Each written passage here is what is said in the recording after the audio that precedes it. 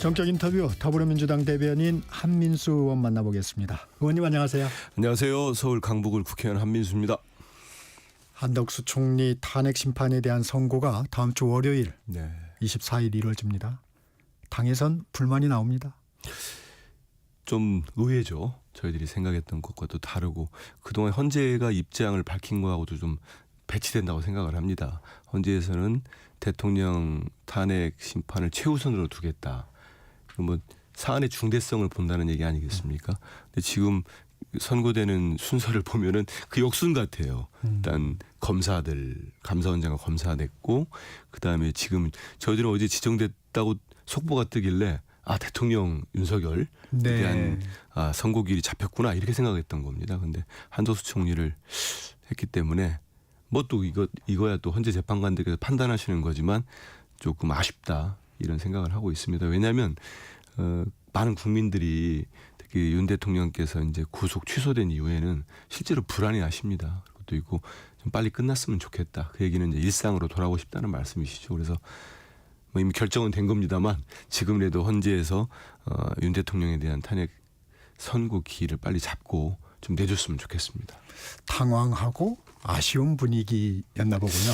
당황까지는 아니더라도 아무튼 저희들이 예상했던 거하고 또 우리 국민들이 바라는 거하고는 조금 다르기 때문에 뭐 재판관들께서 이 결정을 했을 때는 다 평의를 거쳐서 의견을 모았겠습니다만 일반 국민들 기대와는 조금 다르지 않나 이런 생각을 해봅니다.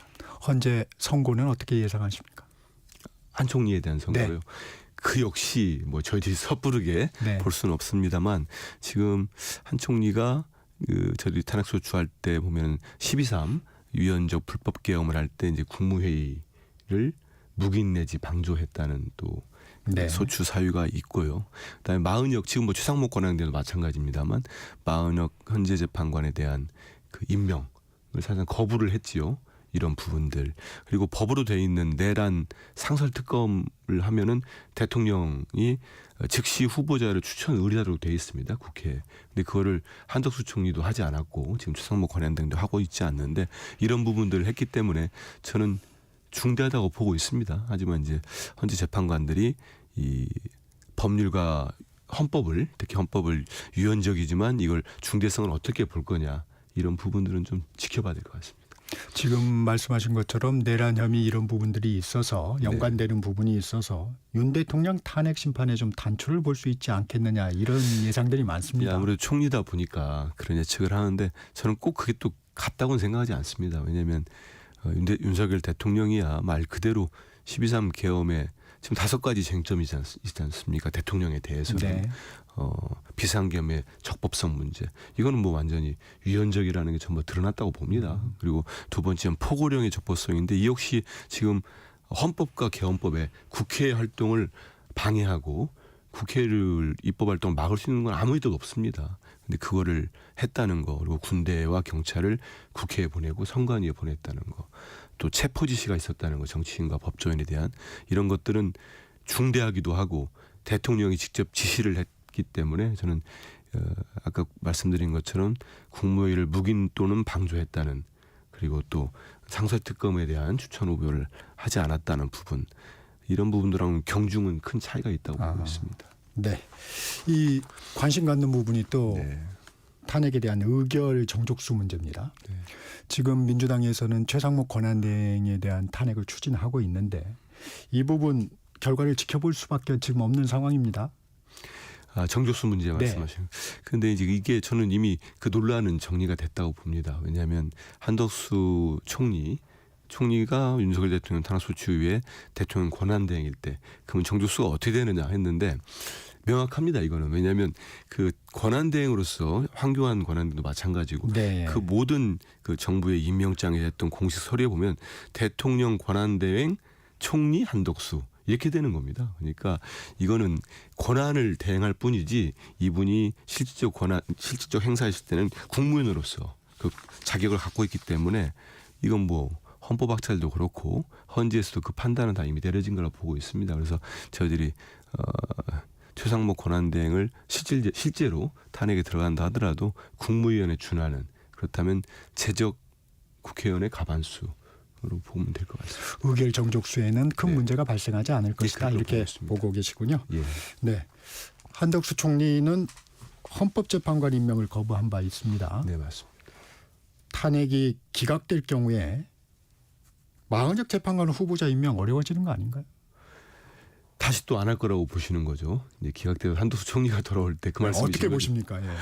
그런데 이건 저는 이제 한덕수 총리도 이제 그런 점이 있었고, 만약에 한번 돌이켜 보십시오. 한덕수 총리가 그 입장을 계속 가지고 있었고 저희들이 탄핵 소추를 하지 않았다면은 지금도 헌재는 6명 체제였을 겁니다. 그러면 심리는 가능하더라도 결정을 내리지 못한다는 거 아닙니까? 7명이 돼야 되기 때문에. 그렇다면 지금 이런 유연적 비상계엄 사태 그리고 내란 사태가 지금까지도 지속되는 겁니다. 국민들 볼 때는 이걸 매듭 지을 수 있는 방법이 없는 겁니다. 윤석열 대통령이 이미 이를 저질렀고, 그렇다고 대한민국이 윤석열 대통령과 그 김건희 여사 그 부부에 의해서 그 개인 나라입니까? 대한민국이 그냥 그대로 이 상태가 유지된다면은 우리 국민들 불안에 살 수가 없는 겁니다. 일상으로 돌아가기 위해서는 어떤 식으로든지 매듭이 지어져야 되는 겁니다. 근데 이제 그 이후에 최상무 권한대행이 들어서 가지고 또 선별적으로 네. 2명의 헌법재판관을 임명했습니다. 발임 체제가 되면서 지금 헌재가 그래도 운영이 되고 있는데요. 저는 이제 최상무 권한대행이 다 들어간다면은 왜 이렇게 선별적인 권한 행사를 하는지 도저히 이해가 안 됩니다. 이미 국회에서 권한쟁의 심판을 청구해가지고 만장일치로 이건 국회의 권한을 침해하는 것이기 때문에 최상무 권한대행에게 마흔역 재판관을 임명하라고, 임명하지 않으면 위헌이라고 분명하게 판결을 했습니다. 그런데 이것마저도 따르지 않고 있는 겁니다. 이거는 따르면 됩니다. 뭐 정무적 판단을 할 이유가 없는 거거든요. 그렇기 때문에 왜 최상무 권한대행이 저렇게까지 하는가, 이건 많이 의심을 살 수밖에 없습니다. 저희들이 볼 때는 일단 그 윤석열 대통령에 대한 네. 윤석열 정권에서 경제수석과 경제부총리까지 하기 때문에, 또 이분이 옛날에 박근혜 대통령 국정농단 때 청와대에도 근무를 하지 않았습니까? 비서관으로. 근데 그 당시 수사를 했던 게 윤석열 검사였고, 이런 인연이 좀 작용하지 않았나 이런 생각도 들기도 하고, 두 번째는 그 비상계엄의 밤에 어떤 쪽지를 받았다는 거 아닙니까? 네네. 본인은 안 받다고 부인하고 있습니다만 여러 가지 입법기구를 만들어야 된다는 거, 국회에 예산을 끊으라는 거, 이런 것들 지시를 받았는데 그런 내용들 보면은 우리가 아는 것보다는 최상무 권한대행도 어떤 비상계엄과 내란 사태에 좀 연관돼 있는 거 아닌가, 이런 의혹들이 좀 있습니다. 그래서 저렇게 처신하는 거는 본인도 지금까지 국민들 세금으로 일한 공직자 아닙니까? 그럼 가장 원칙은 어떤 정파를 두지 마시고, 뭐 민주당을 마음에 두라는 얘기도 아닙니다. 그럼 정파도 두지 말고 대통령도 두지 마시고, 지금 권한대행으로서 국민을 최우선에 중간에 둔다면은, 중심에 둔다면 어떻게 하면 우리 경제가 살아날지, 우리 국격을 회복할 수 있을지, 그보다도 국민들 삶을 어떻게 하면 일상을 돌려드리고 개선시킬 수 있을지, 이런 고민한다면 안정시킬 수 있는 방법을 찾아야죠. 근데 그와 다른 방향으로 가고 있다. 정말 아쉽다고 생각합니다. 네. 한덕수 총리의 탄핵이 인용될 경우엔 네. 민주당 지도부 결정한 대로 최상무 권한대행 탄핵 추진하는 거죠? 지금 저희들이 이제 의총에서 네. 결정된 부분은, 의총에서는 뭐 다 보도를 통해 알려졌습니다만 최상무 권한대행의 탄핵 소추에 대해서 부정적 의견도 당연히 있습니다. 왜냐하면 지금은 헌재의 윤 대통령에 대한 탄핵 심리에 집중하자. 저는 뭐 다 일리가 있다고 봅니다. 또 제가 말씀드린 여러 가지 이유를 들어서 최상무 권한대행의 지금의 권한 행사는 유법적이라고 보고 있습니다. 저희들이 명백한 직무유기라고 보고 있거든요. 그러니까 이거는 탄핵 소추하는 게 맞다. 그게 국회 역할이다. 저는 이 의견도 공감합니다. 그렇기 때문에 최종 결론은 지도부에게 이제 탄핵의 시점과 발의 시점과 그다음에 그 실질 의결 실정을 맡겨놨거든요. 이건 이런 거야말로 우리 당 지도부가, 원내 지도부가 이제 정무적 판단을 할 필요가 있다고 생각을 합니다. 왜냐하면 또 이게 발의가 되면요, 그 국회가 본회의가 첫 열리는 본회의에서 보고를 하게 돼 있고, 네. 보고되면 24시간 이후 72시간 내에 처리를 하게 됩니다. 그렇기 때문에 본회의가 최소한 이틀 정도가 연속해서 열려야 됩니다. 그러면 국회의장과도 협의를 해야 되고, 이런 절차들이 필요합니다. 박찬대 원내대표는 국회의장도 동의했다 이렇게 얘기했지만 의장실은 약간 당장 탄핵 추진하는 건 네. 조금 부정적인 입장인 것 같아요. 어떻습니까? 그 의장실에 뭐 정확한 입장까지는 제가 모르겠습니다. 하지만 그 의장님도 동의는 하실 거라고 봅니다. 왜냐하면 제가 좀 전에 말씀드린 대로 헌재에다가 그렇습니다. 촉구도 네. 했고 헌재에다가 국회를 대표해서 권한쟁의 심판까지 청구하셨거든요. 거기에서 위헌이 나왔는데 저는 국회장께서도 상당히 지금 불쾌하지 않겠습니까? 국회가 이런 식으로까지 절차를 밟고 다 합의한 내용인데 대통령 권한대행이 이건 소극적인 현상 유지를 하라고 하는 게 권한대행의 사실 기본적인 임무인데 국회에서 처리한 법안들에 대해서 족족이 벌써 9건을 거부권을 썼습니다. 그런 상태에서 임명도 하지 않고 이거는 국회의 입법권과 권한을 침해하는 걸로 볼 수 있는 겁니다. 이번에 탄핵을 추진하면 30번째라고 합니다. 이 여론의 부담은 좀 없습니까? 근데 좀 명확하게 좀 잡으면요. 바로 네. 잡으면 저희들이 뭐 그런 국민들의 비판은 좀 듣겠습니다. 근데 저희 숫자를 정확하게 좀 잡아드리면 좀 네. 민망합니다만은 네. 실제 저희들이 탄핵을 한 건 13건입니다. 네. 13건이고 가장 먼저 했던 게 저는 그 21대 국회 때 한 건데 지금도 제가 21대 때 국회의원이었다면 그건 국회에서 하는 게 맞다고 보는 탄핵입니다. 그게 이상민 행안부 장관 탄핵입니다. 그 이태원 참사 책임을 누구도 지지 않지 않았습니까? 대한민국 수도 서울 한복판에서 159명의 젊은이들이 숨을 쉬지 못해서 생을 달리했습니다. 누구도 책임 안 졌습니다. 윤석열 대통령 유족들 손을 한번 잡았습니까? 그래서 저희들이 국회에서 행안부 장관을 소추한 겁니다. 저는 다시 저한테 그런 기회, 그런 역할을 맡긴다면 저는 탄핵하겠습니다. 거기에 대한 국민들 비판하신다면 충분히 들을 거고요. 22대 국회 들어가지고는 지금까지 12.3 개엄 전까지는 이진숙 방통위원장 한 건이 있었습니다. 그리고 12.3 개엄 이후에 저희들이 몇 건을 더 했지요. 그러면 13건을 한 건데 그게 뭐 적다 많다 저는 그런 얘기를 하는 건 아닙니다. 거기에 대해서 국민들이 비판하신다면 겸허히 수용하겠습니다. 하지만 지금 윤석열 정권 들어서 그러면 우리 앵커는 거부권을 몇 번 쓴지 아십니까? 윤석열 대통령 혼자서 2년 6개월 만에 25번을 썼습니다. 12년 집권한 독재자 이승만이 45건을 알고 있습니다. 그리고 지금 한덕수 권한대행, 최상목 권한대행 합쳐가지고 지금 한 39건인가요? 40건 가까이 거부권 썼습니다. 그 안에는 본인과 배우자 김건희 여사 관련된 특검법이 11건이나 들어가 있습니다. 그 특검법을 거부권 쓴 게 우리 민주화 이후에 역대 어느 대한민국 대통령도 그렇게 거부권을 쓰면서 국회를 무력화시키려고 하고 입법권을 침해한 대통령이 없었습니다. 지금 계엄을 한 뒤에 그 국민들을 선동하기 위해서 줄탄핵 얘기라고 민주당 탓을 하는데 저희들이 잘못한 부분은 심판받겠습니다. 심판이 뭡니까? 군대 동원은 심판은 아닌 겁니다. 국민이 하는 겁니다. 투표를 통해서. 그게 지난해 4.10 총선 아닙니까? 국민들은 윤석열 정권과 민주당에 대해서 그때 평가를 한 겁니다. 그리고 저희들이 사랑을 많이 받아서 정말로 국민들께 평가받고 다수 구석을 차지했습니다. 그럼 대통령 그걸 인정을 해야죠. 그걸 받아들일 수 없다고. 그리고 본인과 배우자에 대한 이제 그 모든 많은 비리 의혹들에 대한 것들이 드러나니까 그 핵심적인 기가 명태균 게이트 아니겠습니까? 그런 것들이 드러나니까 참지 못하고 세상에 2024년 12월 3일 날 대한민국에서 군대를 동원하는 계엄을 합니까? 이거는 법적 처벌뿐만 아니고 저는 정치적 역사적 국민으로부터 죄값을 받을 수밖에 없습니다. 저도 좀 바로 잡으면 네. 국회를 통과한 게 13건이었죠. 맞습니다. 그리고 지금 결정이 된 게 8건이 모두 기각이 됐고. 지금까지요. 예. 네, 그렇습니다. 그러고 이제 민주당이 탄핵을 추진하자 이제 자진 사퇴하거나 이런 그런 분들이 상황들도 몇 번 있었습니다. 예. 예, 그래서 이제 그런 부분을 합해서 예. 그 여당에서는 얘기를 하는 것 같습니다. 그렇죠. 이제 숫자를 부풀리기 위해서 그런 것 같은데 저는 국민들이 야, 이 민주당 너무 많아 그런 지적하시면은 네. 겸허히 수용하겠습니다.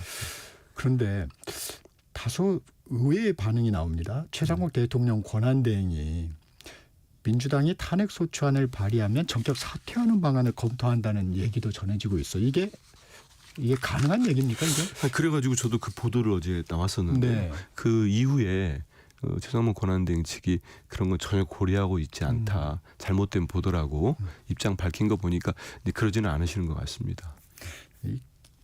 그런 경우가 발생하면 이 결재자가 없는 거 아닌가요? 저는 그래서 지금도 최상목 권한대행께 말씀드리는 게 인사권도 선택적으로 쓰고 거부권도 만약에 본인이 이런 임명을 국회를 보기 때문에 못한다. 소극적인 태도를 보인 거 아닙니까? 마은혁 재판관에 대해서는. 그렇다면 이 거부권 쓰는 것도 그거에 맞춰서 해야 되는 겁니다. 국회에 통과시켰기 때문에.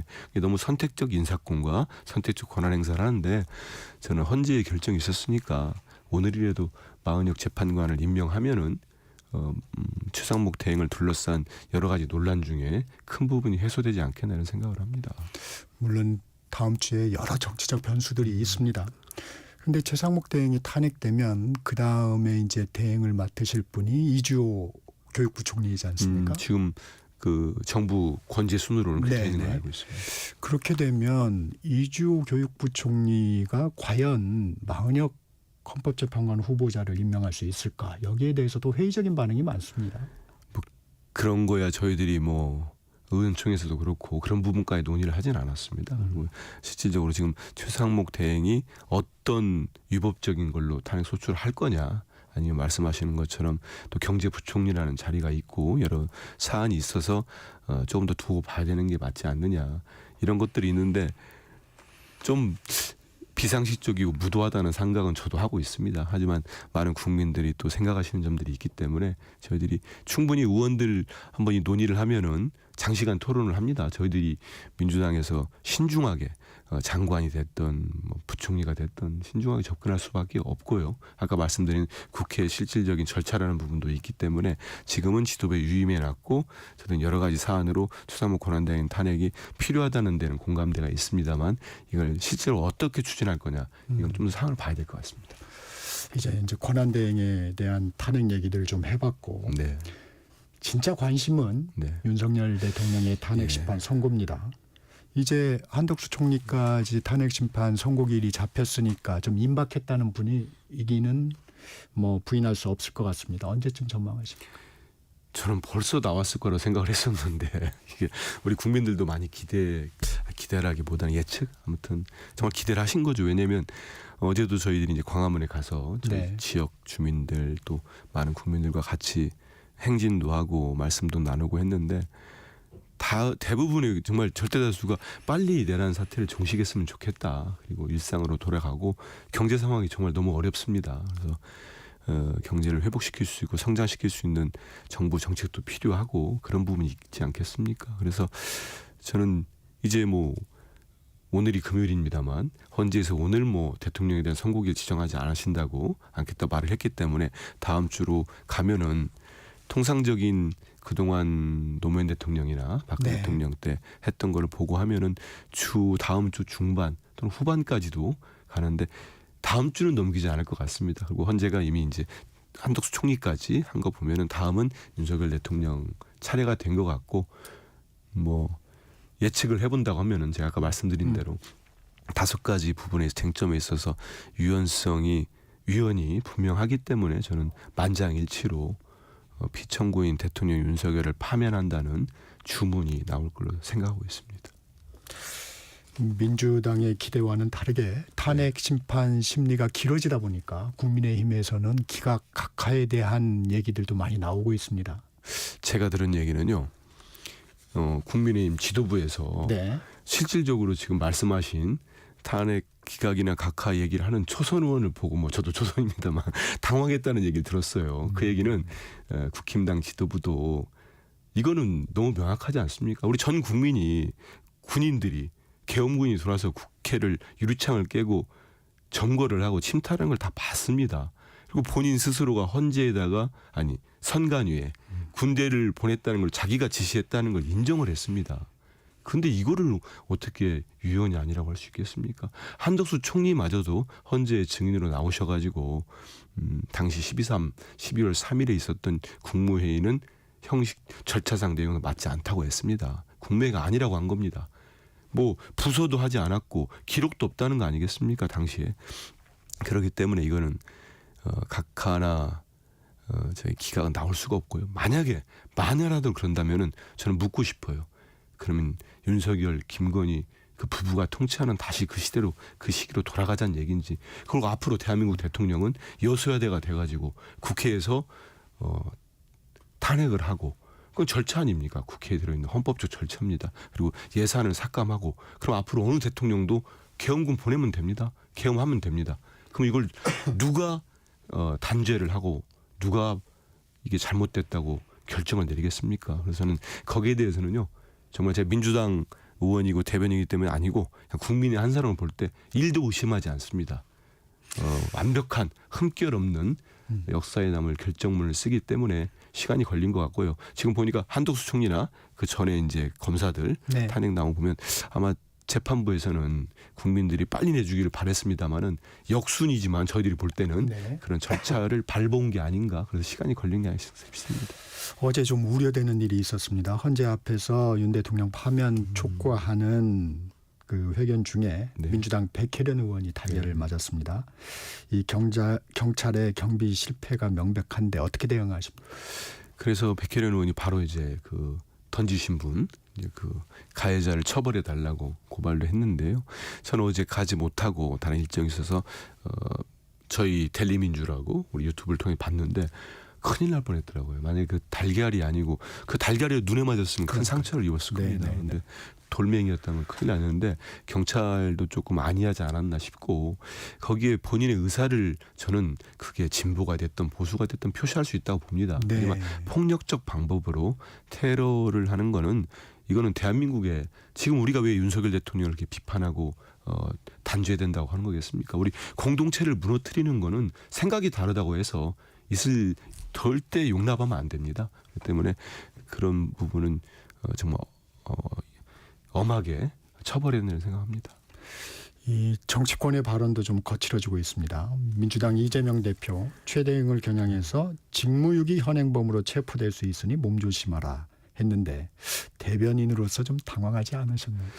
그 대목만 딱 고자 곤란해가지고 국힘당 바로 반발을 하고 근데 그분들 입장에서 지금 처지가 공궁하지 않습니까? 저는 본인들이 배출한 대통령이 계엄에 의해서 내란 사태로 저는 탄핵될 거라고 봅니다.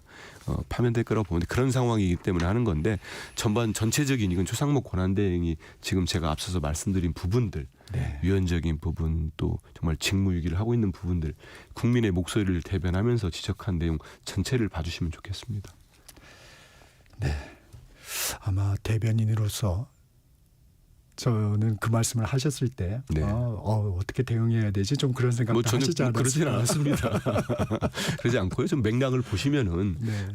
전혀 뭐 그런 오해하실 여지가 없고요. 저는 국민의힘은 국힘당은 좀 미안합니다만 전 집권당으로서 기능을 완전히 상실했다고 봐요. 이번에 연금처법 어제 처리한 연금도 그렇고 추경 문제도 그렇고 민생에 있어서 저는 집권당이 예전에도 그렇습니다만은 12.3 이후로 먼저 선제적으로 제안한 거 단 하나도 보셨습니까?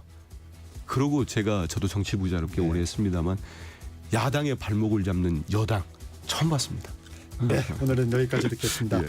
지금까지 더불어민주당 대변인 한민수 의원이었습니다. 고맙습니다. 감사합니다. 정책사 1부 여기서 마칩니다. 전하는 말씀 듣고